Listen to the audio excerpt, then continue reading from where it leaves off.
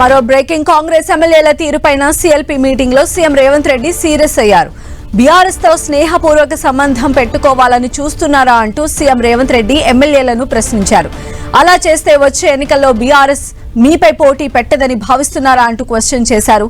ఇప్పటికైనా ఎమ్మెల్యేలు తమ వ్యవహార శైలి మార్చుకోవాలని హెచ్చరించారు ముఖ్యమంత్రి.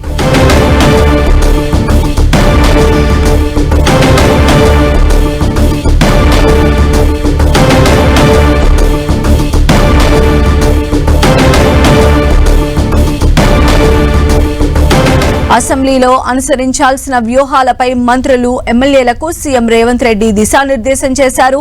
ఎమ్మెల్యేలకు పని విభజన చేయాలని సీఎల్పీ సమావేశంలో ముఖ్యమంత్రి నిర్ణయించారు. ఇరిగేషన్, వ్యవసాయం, రెవెన్యూ, పవర్, విద్య, వైద్య రంగాలపై అధ్యయనం చేయాలని ఎమ్మెల్యేలకు ముఖ్యమంత్రి సూచించారు. ఒక్కో మంత్రికి 7 ఎమ్మెల్యేలను కేటాయించారు. సంబంధిత శాఖ మంత్రులతో ఎమ్మెల్యేలు కోఆర్డినేషన్ చేసుకుని పూర్తి వివరాలు తెలుసుకోవాలన్నారు.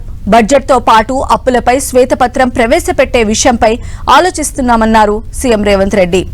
ప్రతిపక్షాల విమర్శలకు సభ లోపల బయట ధీటుగా సమాధానం ఇవ్వాలన్నారు సీఎం రేవంత్ రెడ్డి. ప్రతిపక్షాలు గందరగోళం చేసేందుకు ప్రయత్నిస్తాయని సంయమనంతో ఉండాలన్నారు.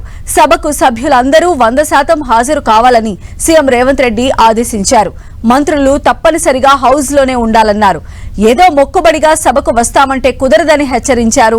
మంత్రుల నియోజకవర్గాలకు ఎక్కువ నిధులు వెళుతున్నాయనే భావన చాలా మందిలో ఉందన్నారు సీఎం రేవంత్ రెడ్డి. ఈ బడ్జెట్లో అలా జరగదన్నారు. ఎమ్మెల్యేలందరికీ సమానంగా నిధులు ఇస్తామన్నారు.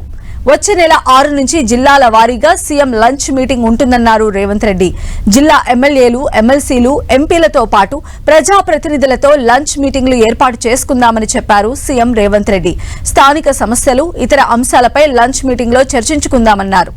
ఇదిలా ఉండగా సీఎల్పీ మీటింగ్ లో నాగార్జున సాగర్ ఎమ్మెల్యే జైవీరెడ్డి తీరుపై సీఎం రేవంత్ రెడ్డి అసహనం వ్యక్తం చేశారు. సీఎం మాట్లాడుతూ ఉండగా మధ్యలో జైవీరెడ్డి బయటకు వెళ్లిపోయారు.